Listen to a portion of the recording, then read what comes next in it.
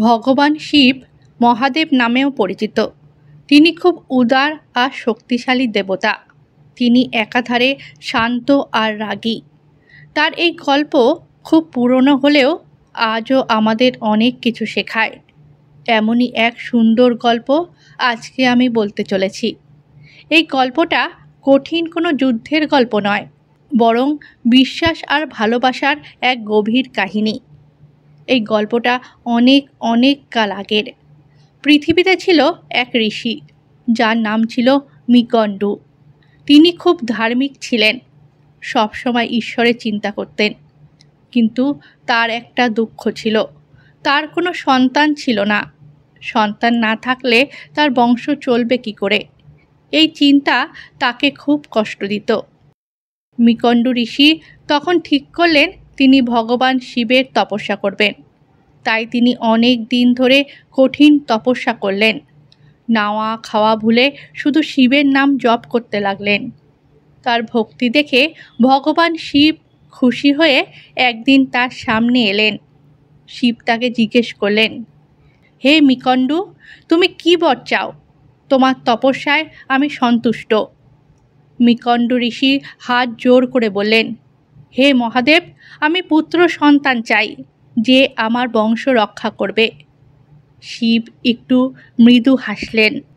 তারপর বললেন, মৃকণ্ডু, আমি তোমাকে দুটি পথের কথা বলতে পারি। তুমি কেমন পুত্র চাও? একটি পথ হলো তুমি এক দীর্ঘজীবী পুত্র পাবে, কিন্তু সে হবে নির্বোধ, কোনো জ্ঞানী হবে না।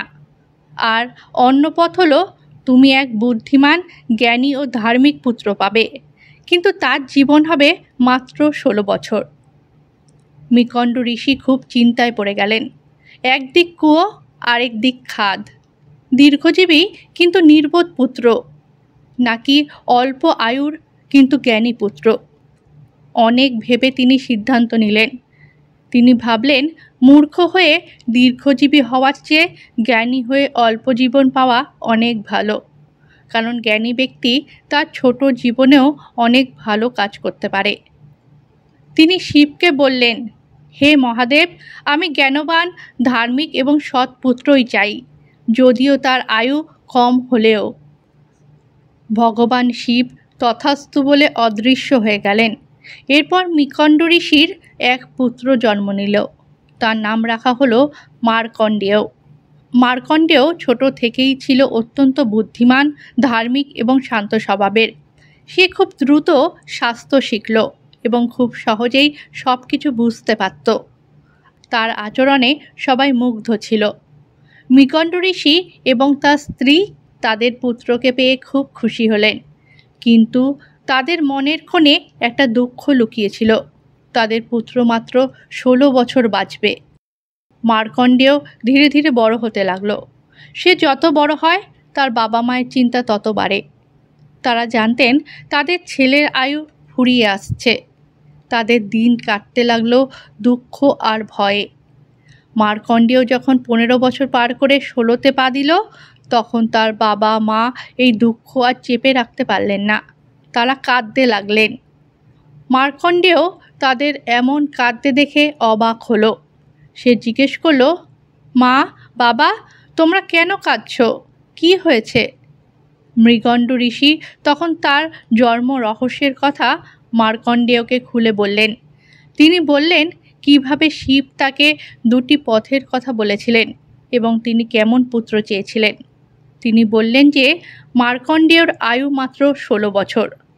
সব শুনে মার্কণ্ডেয় একটুও ভয় পেল না। সে শান্তভাবে বলল, বাবা, মা, তোমরা চিন্তা করো না।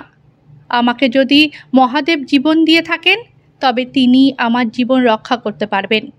আমি ভগবান শিবের কাছেই যাব, তার কাছেই প্রার্থনা করব। মার্কণ্ডেয় তখন বাবার কাছে জানতে চাইল তার জীবনের শেষ দিন কখন আসবে। বাবা তাকে সেই দিনটি বলে দিলেন। জীবনের শেষ দিন আসার আগে মার্কণ্ডেয় মহাদেবের জন্য এক বিশেষ শিবলিঙ্গ তৈরি করল। এই শিবলিঙ্গটি ছিল পবিত্র বালির তৈরি। এরপর সে মন্দিরে গিয়ে সেই শিবলিঙ্গকে পূজা করতে বসল। সে মনের সব শক্তি দিয়ে শিবের নাম জপ করতে লাগলো। তার একটাই প্রার্থনা ছিল যে দেবাদিদেব মহাদেব শিব যেন তাকে বাঁচান। তার জীবনের শেষ মুহূর্ত ঘনিয়ে এলো। সেই দিনটি ছিল তার 16 বছর পূর্ণ হওয়ার দিন। মৃত্যুর দেবতা যমরাজ তার মহিষের পিঠে চড়ে এসে উপস্থিত হলেন। তার হাতে ছিল মৃত্যুর পাশ অর্থাৎ দড়ি। যমরাজ মার্কণ্ডেয়কে নিয়ে যেতে এসেছেন। যমরাজ যখন মন্দিরে ঢুকলেন তখন মার্কণ্ডেয় চোখ বন্ধ করে শিবলিঙ্গকে আঁকড়ে ধরেছিল। তার মন ছিল সম্পূর্ণভাবে শিবের প্রতি মগ্ন। সে এতটাই একাগ্রচিত্তে শিবের নাম জপ করছিল যে যমরাজকে দেখতে পেল না। যমরাজ মার্কণ্ডেয়কে ডেকে বললেন, হে বালক, তোমার সময় শেষ হয়েছে, তুমি আমার সাথে চলো। মার্কণ্ডেয় যমের কথায় কান দিল না। সে তখনও শিবের নাম জপ করে যাচ্ছিল। যমরাজ আবার তাকে ডাকলেন, কিন্তু মার্কণ্ডেয় উত্তর দিল না। যমরাজের রাগ হলো। তিনি দেখলেন মার্কণ্ডেয় শিবলিঙ্গকে ধরে আছে।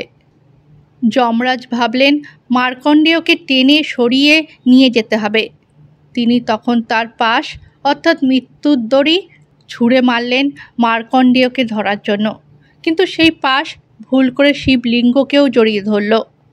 এই ঘটনায় শিব রেগে গেলেন। শিবলিঙ্গকে ছুঁড়ে মারা মানে স্বয়ং শিবকে অপমান করা। সঙ্গে সঙ্গে শিবলিঙ্গ থেকে মহাদেব প্রকট হলেন। তার চোখ থেকে আগুন বেরোচ্ছিল। তিনি ছিলেন রুদ্র রূপে, ভয়ঙ্কর চেহারায়। শিব যমরাজকে দেখে অত্যন্ত ক্রুদ্ধ হলেন। তুমি সাহস করো কি করে আমার ভক্তকে স্পর্শ করার? আমার ভক্তকে মৃত্যু দিতে চাও? তুমি আমার শিবলিঙ্গকেও স্পর্শ করেছ। যমরাজ শিবের রুদ্র রূপ দেখে ভয় পেয়ে গেলেন। তিনি জানতেন শিব যখন রেগে যান তখন কেউ তাকে আটকাতে পারে না। যমরাজ হাত জোর করে বললেন, হে মহাদেব, আমি শুধু আমার কর্তব্য করছিলাম। কালের নিয়ম অনুযায়ী এই বালকের আয়ু শেষ হয়েছে। কিন্তু শিব তখন অত্যন্ত ক্রুদ্ধ। তিনি যমরাজকে প্রচণ্ড জোরে পদাঘাত করলেন। যমরাজ শিবের পদাঘাতে অজ্ঞান হয়ে মাটিতে লুটিয়ে পড়লেন। যমরাজ জ্ঞান হারানোয় পৃথিবীতে মৃত্যু থেমে গেল। কেউ আর মরছে না। ফলে পৃথিবীতে বিশৃঙ্খলা দেখা দিল।